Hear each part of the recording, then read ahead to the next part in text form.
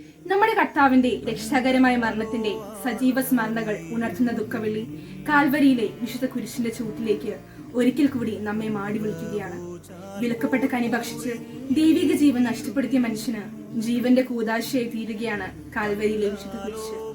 പർദീസായി ദൈവം കനിഞ്ഞു നൽകിയ ജീവന്റെ വൃക്ഷം സ്വർഗത്തിലേക്കുള്ള ഗോവണിയായി അവരുടെ മുൻപിൽ പ്രത്യക്ഷപ്പെടുകയാണ് കാൽവരി കുന്നിലെ വിശുദ്ധ കുരിശ്.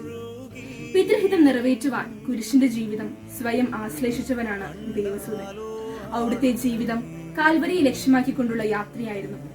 കുരിശിനെതിരായ പ്രലോഭനങ്ങളെ ഒന്നൊന്നായി അവിടുന്ന് ചെറുത്ത് തോൽപ്പിച്ചു. കുരിശിൽ നിന്ന് ഇറങ്ങി വരുവാനുള്ള അവസാന വെല്ലുവിളി പോലും അവിടുന്ന് അവഗണിച്ചു. ഇപ്രകാരം അവഗണനയുടെയും അപമാനത്തിന്റെയും പ്രതീകമായിരുന്ന കുരിശിനെ അവിടുന്ന് മഹത്വയുടെ ചിഹ്നമാക്കി മാറ്റി. മനുഷ്യൻ അപമാനമായി കരുതിയിരുന്ന കുരിശിനെ ദൈവം ശ്രേഷ്ഠമാക്കി. അവിടുത്തെ മഹത്വീകരിച്ച കാൽവരിയിലെ കുരിശാകട്ടെ നമ്മുടെയും ജീവിത ലക്ഷ്യം. കുരിശിലൂടെ നമുക്ക് മഹത്വം പ്രാപിക്കാം.